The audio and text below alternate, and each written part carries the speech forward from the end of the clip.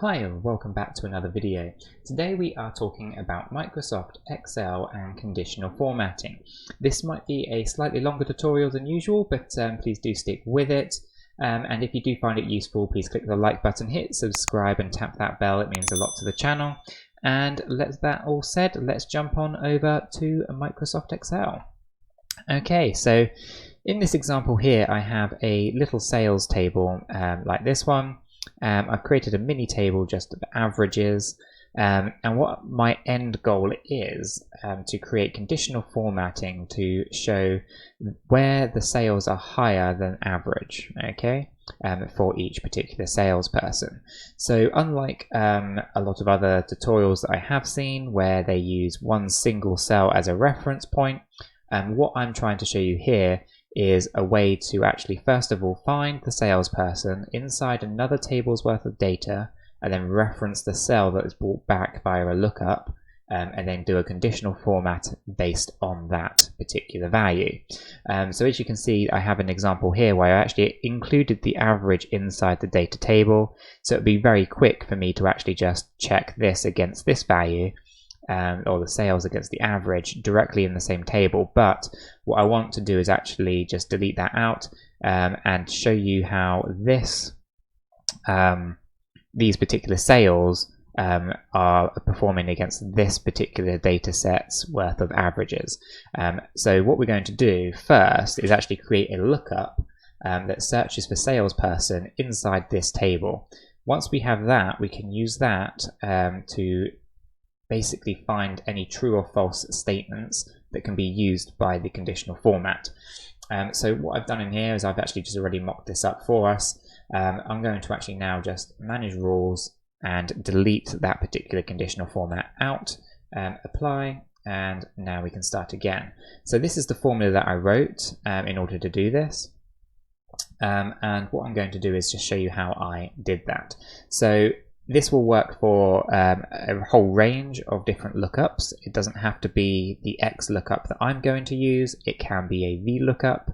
It can be a index match. It's whatever you feel comfortable with doing.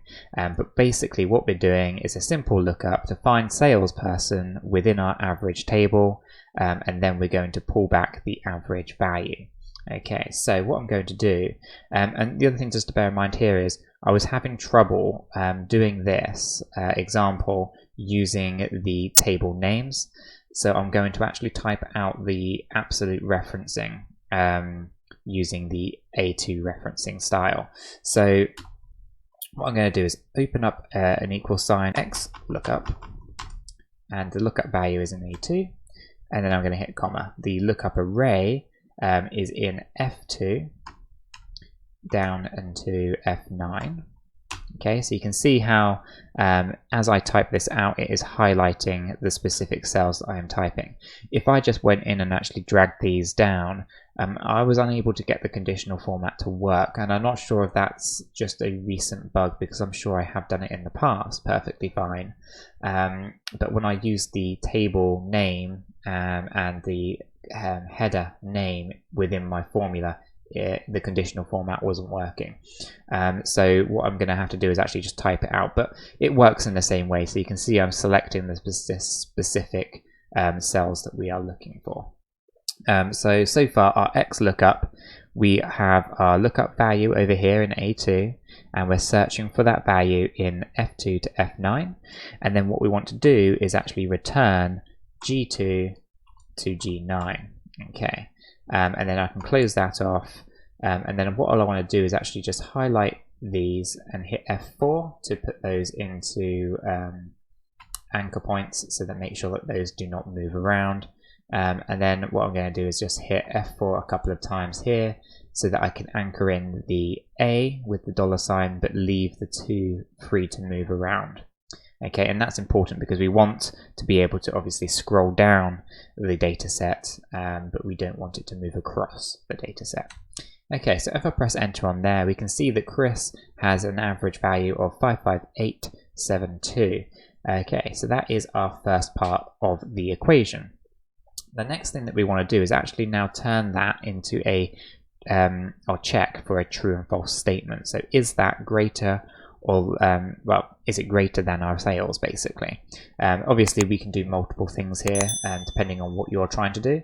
I'm just going to say is it greater than, but you could say if it is equal to or greater than, or it's less than, whatever you need to do, you can do that here as well. So all we need to do is actually go if, open up a bracket, and then we have the logical test. The logical test is actually going to be, is D2 greater than our X lookup? Okay, and that is all we need to do for the logical test. And then we just hit comma and type the word true, because that's what we would like to return if D2 is greater than our X lookup. And if it is not, then we want to type false. And what this is doing is it then basically returns this scenario here, where we just want to make sure we have a dollar sign just in front of that D. We don't want that to move. But basically this function is now saying check D2 against this X lookup and find out if it is greater than. If it is, we want the word true to return. If it is not, we want the word false to return. So the way that conditional formatting works is it's always looking for a true or false return to any particular formula that we put in there. It's very binary. It's either is or it is not. Okay, it doesn't allow for any kind of middle ground. So what we want to do is actually just grab this, including the equal sign, and just hit Control-C or right-click and copy. With that done, and it's in our clipboard, we can now go over to our first cell in our data table that we'd like to highlight. So in this case, I'm just going to select D2. I'm then going to go over to the Home tab, navigate to the conditional formatting, and then this is where I have a personal preference to what I prefer to do.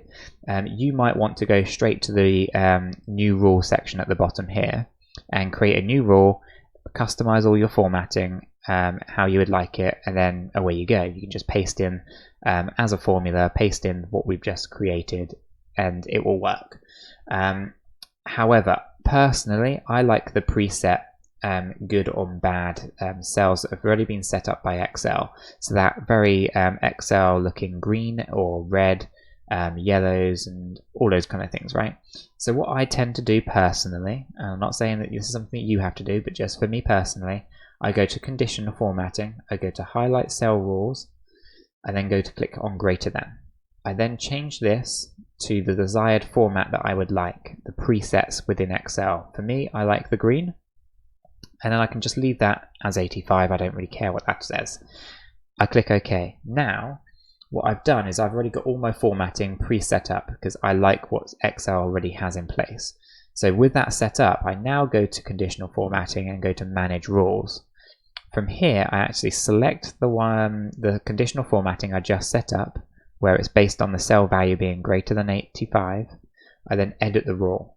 I then come down to the very bottom, the very last option here, which is use a formula to determine which cell to format, and then come to this box where we actually can get to put in the formula, format values where this formula is true. Okay, I paste that in, and because we had this as a true or false, if it returns true, it's going to basically format the cell to this particular range or this particular formatting that I had set up, which is the formatting that Excel had already done for me. I click OK. Now we can see that this is checking just one particular cell, D2. Okay, but because we had this structured out that we can run this particular formula all the way down our data table, so because we did not anchor in the 2, we only anchored in the D. If I extend the arrange here in the applies to section, this formula will dynamically change as it moves down our data table. So what I would like to do is actually highlight all of that, delete it, and then I can do a couple of different things here. I can select the columns in question, so I can select all of column A and column D, and then I can do this check, right? Or, because this is a table, I can navigate over to the top left hand side of the table and click on, when you get the diagonal arrow like that, give that a click and it will automatically put in the range of the cells that actually have data in my data table. So there's multiple different ways you can do this. I'm going to just leave it like that, but you can do the column version if you'd like. With that done, I can click apply, and now all my formatting has been applied in my data table. I can click OK, and we can check this out. I mean, all of those records are highlighting where the values were found inside this mini table and were found to be greater, or the sales were greater than the average of that particular salesperson. And it's obviously only formatting it for the months where the average was higher, where the sales were higher than the average. So all of these ones here were months where, for example, Chris underachieved against his personal average.